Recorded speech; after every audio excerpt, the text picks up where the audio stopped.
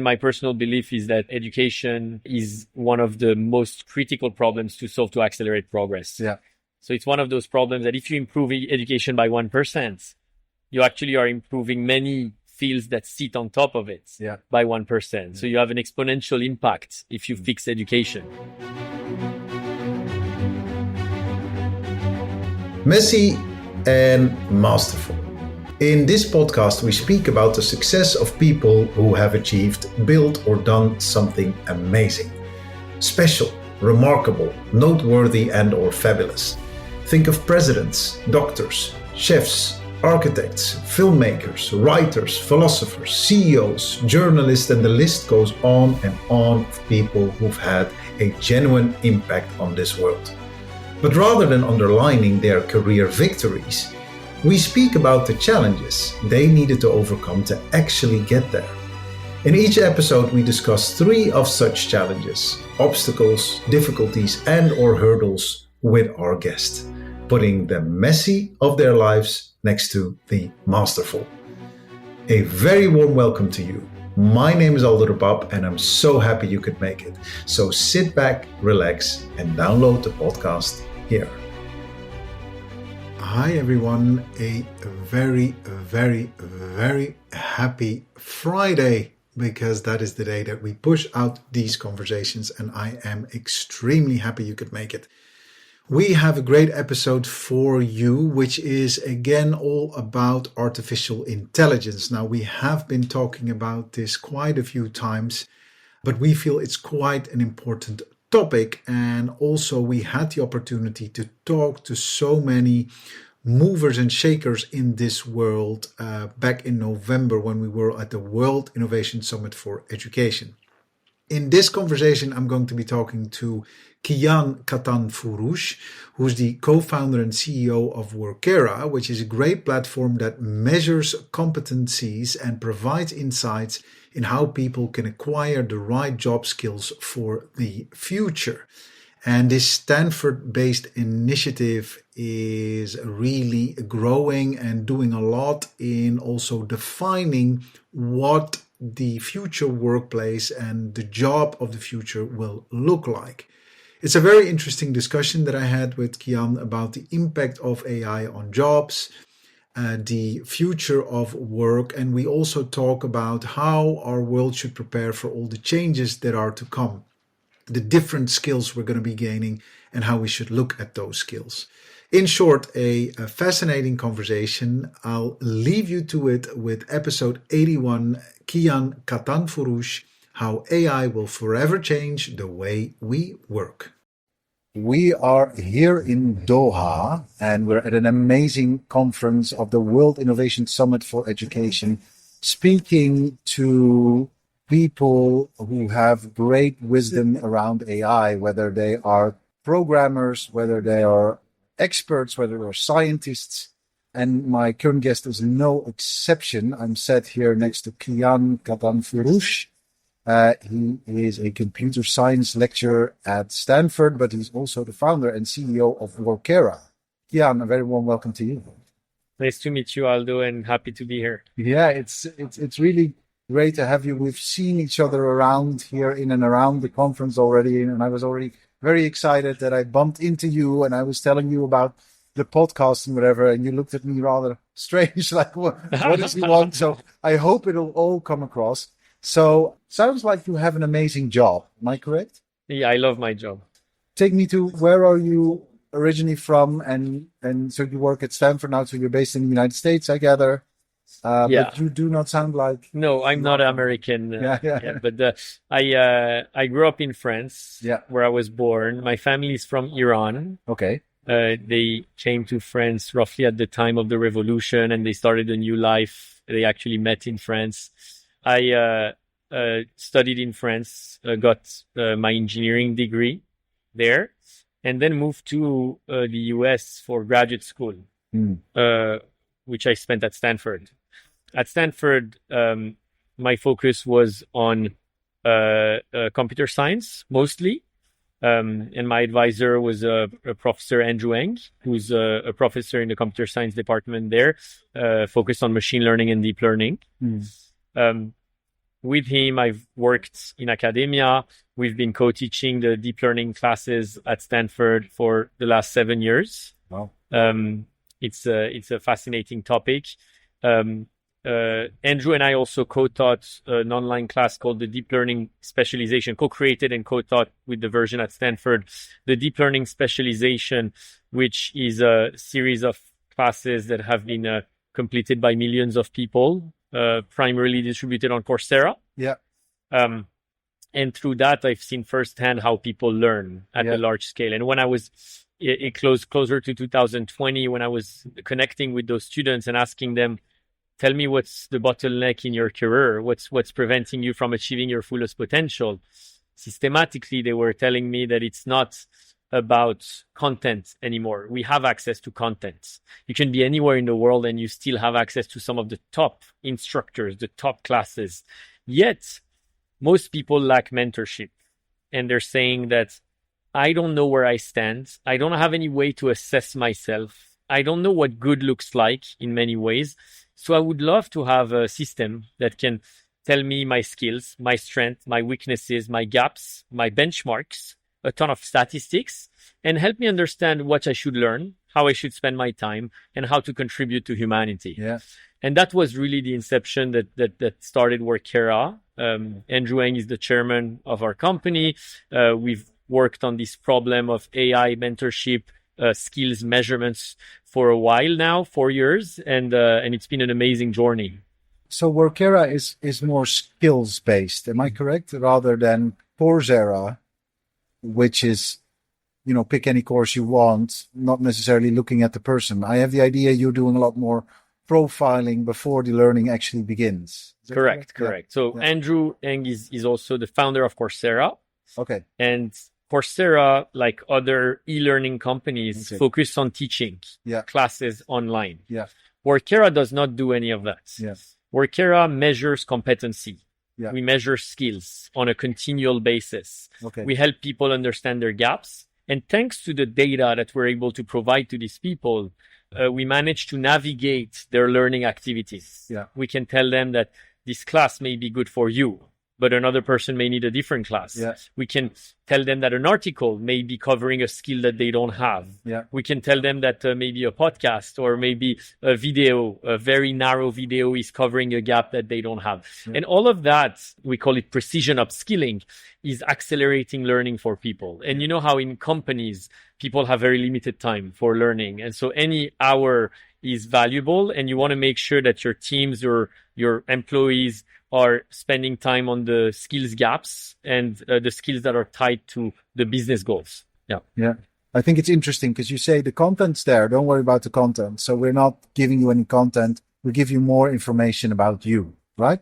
And is it for any type of worker? So is it for any type of person? So if I were to go there today, having a master's in international relations and then an MBA, so you then profile me, or I kind of give you input and then I get new ideas from the system? Yeah. That's a great question.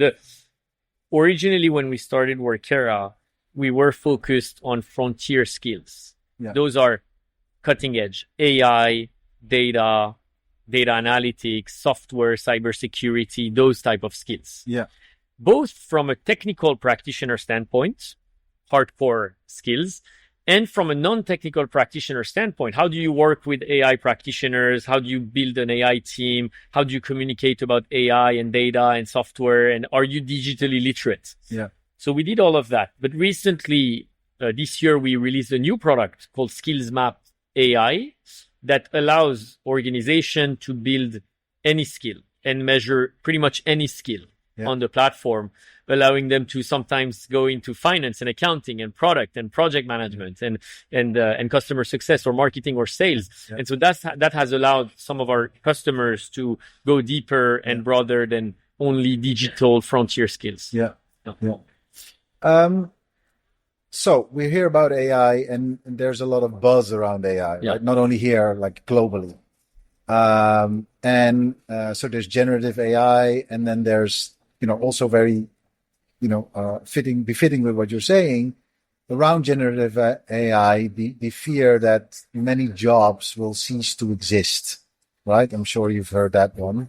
A product like Workera, how does it navigate in a kind of that specific equation? If people go out there, like, could you talk a little bit about the positioning of Workera if many of us are going to lose their jobs because of it?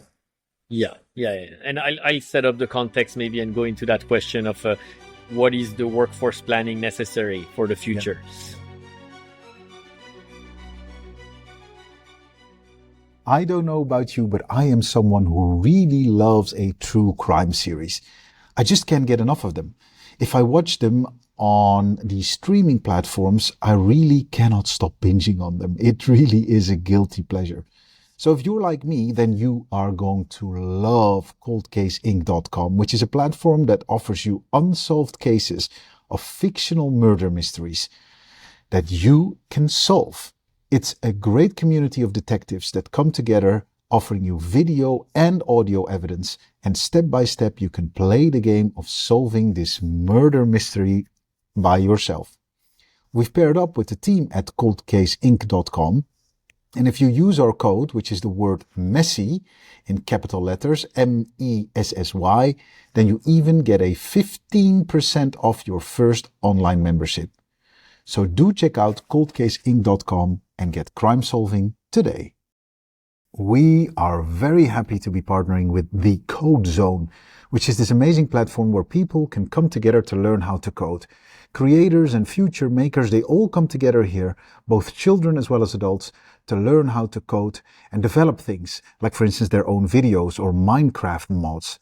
The team at CodeZone believes everyone should be able to learn how to code, young or old, and they've got these amazing subscriptions, very easy and very cheap. You'll learn a lot from them. You could do it live, or you could do it in your own time at your own leisure. We highly recommend it. They are tailored to support individual interests and capabilities, and I'm sure that once you get hooked on the CodeZone, you never want anything more. Check it out, thecodezone.co.uk, or the URL in our show notes. But today we have two issues. One is skills are changing so fast. Like every year there are new products, softwares, methods, skills that are necessary, tools that employees need to pick up. So enterprises need to transform, and they're trying to transform very rapidly. Some healthcare companies are becoming data companies. Some agricultural companies are becoming robotic farming companies. Some media companies are becoming completely AI companies. And so everything is transforming. Most of the time, that transformation fails because not of the technology or the strategy, but because of the people and people's rate of change or learning velocity. And so AI is a primary driver of that skills half-life going down. Yeah. Because people have to update themselves so frequently. Yeah. Now, you also have the problem of automation and augmentation of tasks. When I look at a job, I look at it as a set of tasks. A job can have thousands of tasks sometimes. Each of these tasks is subject to productivity improvements due to generative AI and AI. Some tasks are going to be automated. Some tasks are going to be augmented, and some tasks are going to be unchanged. Yeah. When we look at the data in the market, it feels like about a third of the jobs are gone by 2030. Wow. Yeah. And those are jobs that have at least 70% of their tasks in the realm of automation. There's about 1/3 of the jobs that are probably merged. I'll give you an example. If a content marketer is now more productive thanks to generative AI, and a creative designer is also more productive between generative AI, there is a chance that these people will be able to do more.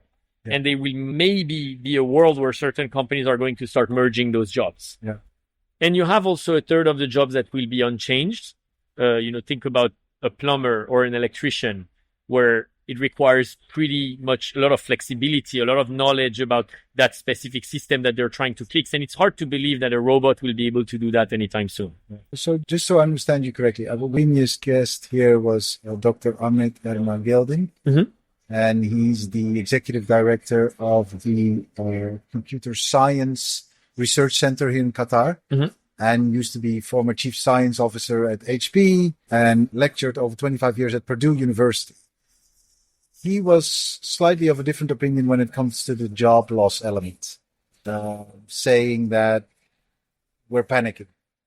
Oh, I'm with him. What I was about to say is, with all of what I said, still there will be more jobs created than job loss. And I'm bullish on that. I think that regulations are going to push a ton of job creation. Green technology, a lot of oil and gas companies have to move now, more pressure to move toward green jobs, a lot of job creation. Aging is going to create jobs in the medical field, the healthcare systems. E-commerce is going to create jobs in transportation. AI is going to create a ton of technical jobs. I believe in that. I believe there will be more technical jobs around digital and data and AI in the future. So I think it's a matter of reskilling and upskilling and doing it very intentionally. And that advocates for knowing who you are and where you need to upskill, right? So that advocates for a solution like Workera. Yeah, although I think most organizations are underestimating the impact that AI will have on the workforce. That's what I've heard also. Exactly. And could you speak a little bit about that? What do you mean when you say underestimating? It's like, let me ask you differently. What should an organization be doing today to make sure they do not fall behind? Yeah, so the premise is build AI capabilities to avoid getting disrupted and also improve your products and services, but do it responsibly. So when I look at generative AI workforce transformation in an enterprise or an organization, I look at 3 dimensions. The first one is how generative AI is going to help you build better products and services. There's a certain set of skills that people need to do that. The second one is how is generative AI going to help you build productive workforces? There's a certain set of skills that are required to do that. And the third one is how to make sure you are covering yourself from a security, data privacy, and responsible AI perspective. And there's a different set of skills for those things. And oftentimes enterprises are going to be all over security, but not over productivity and products and services. Or they're going to be all over productivity, but not on the 2 other pillars. So we help organizations understand these 3 pillars and how to benchmark their workforce, see how far they are from what they could achieve, and be AI ready, essentially. And is this also part of Workera, or this is? That's what Workera does. Yeah. But that's all. But it's so then it's more kind of an organizational product. Yeah, Workera is primarily for enterprises and governments. Okay. So it's not that I can go there and make a personal profile. There is a freemium platform. There's a free platform, but it is not as developed as the enterprise grade platform and the government offering. About you, Kian, why are you passionate about this? I am passionate about education. I've always loved technology. And so growing up, I realized that education is one of these milestone problems that can help accelerate progress in all dimensions. I dream of a world sort of where we have such a great pulse of the workforce, meaning at any point in time, we understand the supply of skills in the workforce because we have measurements in place. We understand the demand for skills because we understand organizations and what are their problems and what are the projects that they have. That at any point in time, we can match the supply and demand and create pathways for people to move from one to the other. That problem passionates me. I'm passionate about. And I truly believe that if you optimize the workforce, you will have less unemployment. You will have better financial situations for families and their loved ones.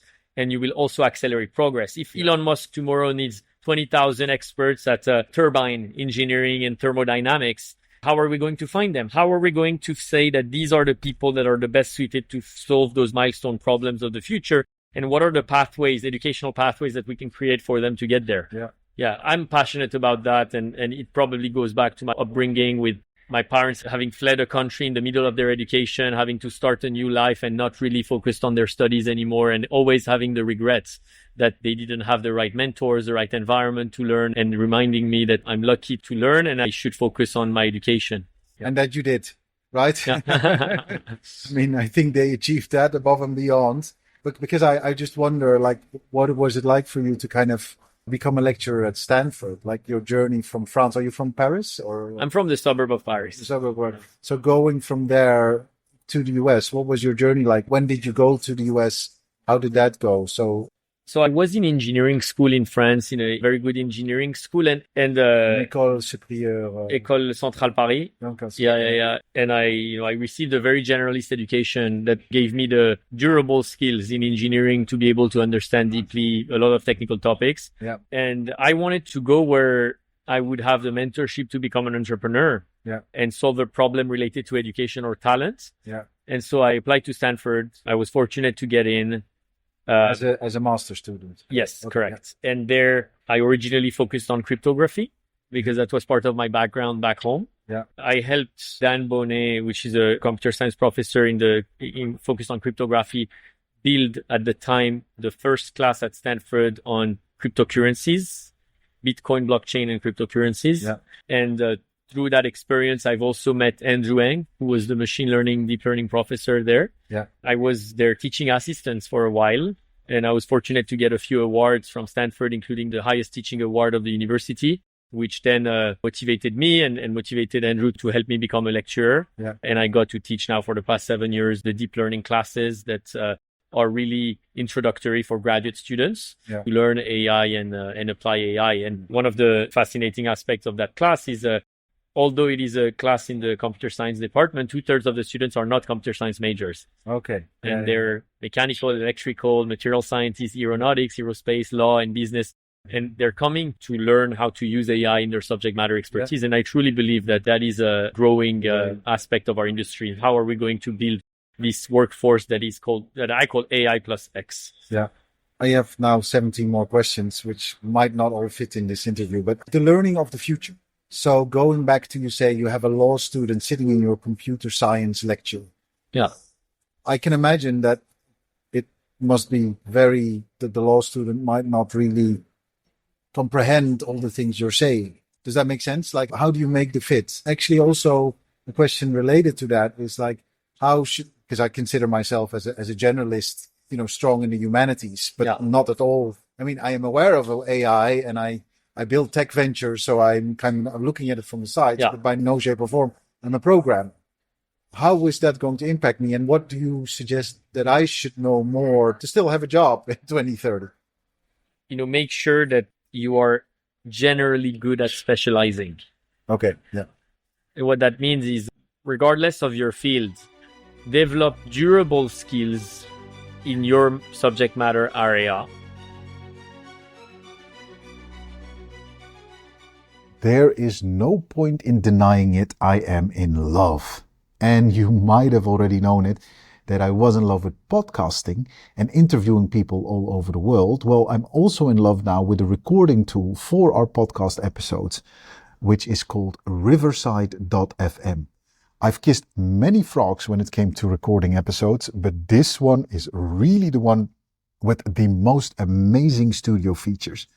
Riverside really offers you everything you need in creating the perfect episode, whether these are short or long, whether these are multiple people you're talking to or just you, or whether this is about your show notes or the video recording or even creating easy snippets that you can use on social media. Riverside truly has it all. If you go to our show notes, you will find a link to Riverside. And if you use that link, you'll even get a 20% discount. Yes, you heard that correctly. A 20% discount in getting started with this incredible podcast recording tool. Look no more. Riverside.fm is here. So for you, I'm sure there is a ton of durable skills that you have developed over the years that today allow you to pick up new things and innovate in your space.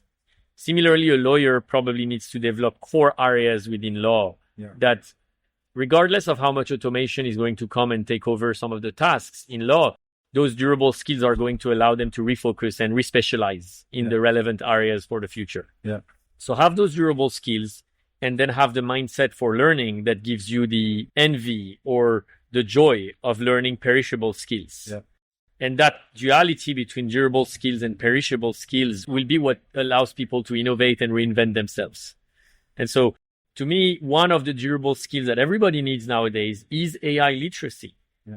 And regardless of whether you are a lawyer or a humanities expert, having those durable AI skills will allow you to understand, how do I use ChatGPT effectively? Yeah. How do I use agents in the next few years that are going to pop up and solve problems for me? And maybe how to set goals for machines. Yeah. What goals are you going to set for a machine is important. What are the ethical principles that you're going to use? What is moral understanding of your field that you have so that you make sure that the machine is doing responsibly what you want it to do? I think those are now becoming durable skills. I love that duality between durable and perishable skills. I'm like accepting that duality as well, right? Because it's also our vision on skills. I think it's not like, okay, I've studied law, therefore I will be a lawyer. No, that's not true anymore. You can study something and become something completely different. And that is going even faster, right? We need to accept that there are skills that we can continue to use and skills that are just going to be Exactly. redundant in a very short time frame. It's a good way to think about it. I am interested in your experience on cryptography because I am also part of a narrative called Decentralized Science, DCEL, which is all about the way we work with it is around health data and basically saying like, listen, your health data is very fragile data. Yeah. It should not be available everywhere. And actually the repositories or databases or the solutions that are currently being used to keep that data are actually quite open to breaches and hacks and what have you more. We should kind of rethink ourselves on how we deal with health data and genomic data and what have you more.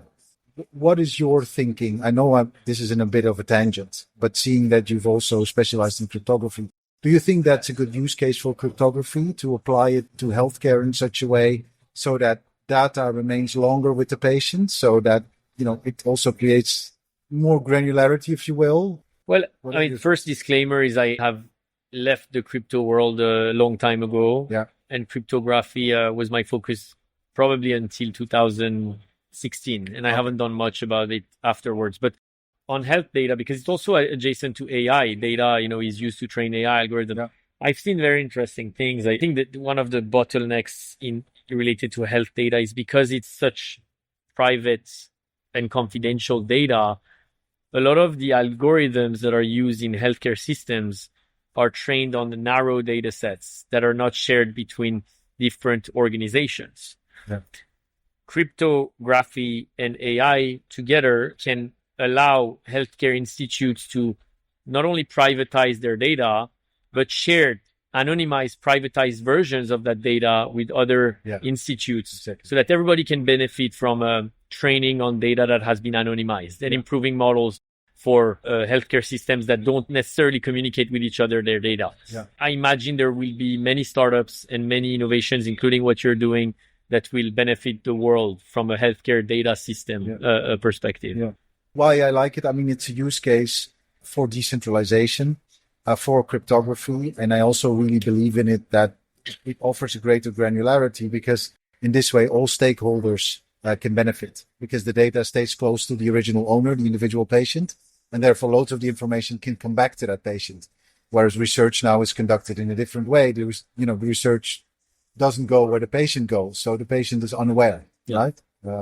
Anyway, that's a different discussion. I was just, while I have your time and attention, I just thought I'd ask. Thank you so much, Kian. This has been very interesting, and I think we could talk 2 more hours about this, but we only have half an hour. So I'm going to my 3 very last questions.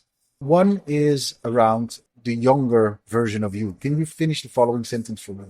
As a child, I wanted to become a Innovator. Innovator. Well, you managed. That's good. Yeah, you are. But what is an innovator for a kid? Like, is it an inventor? Is it like? Yeah, I mean, the joke is I actually wanted to be a football player. Oh, okay. But I didn't manage to. Oh, yeah. So that should be your answer. But then after I realized I wouldn't be a football player, an innovator, because I would like to leave this world having left something that has made humanity progress. Yeah. And then my personal belief is that education is one of the most critical problems to solve to accelerate progress. Yeah. So it's one of those problems that if you improve education by 1%, you actually are improving many fields that sit on top of it by 1%. So you have an exponential impact if you fix education. And that's why I was especially attracted by solving a problem related to talent or education. That's great. That's wonderful. And I think you've succeeded in having an impact. And you're still a young guy, so I'm sure there's loads more to come there. There's a lot more to do, yeah. Well done to you, Kian. The next question is around reading. Do you like to read? Yeah. Is there one book that on your journey has inspired and that you would like to share with our listeners? Yeah, I have a book list actually that I recommend to our employees at Workera. Okay. That cover a ton of business books across product management, product design, marketing, sales, etc. But the one I will choose here is a science fiction book, actually. Okay. because it helped me dream big, and I'm a super science fiction fan. It's a series called The Three-Body Problem.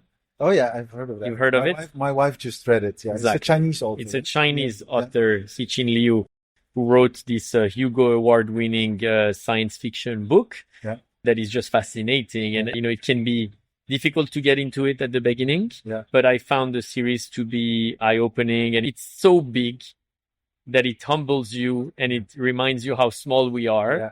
And so I love that. Yeah. I love visionary books.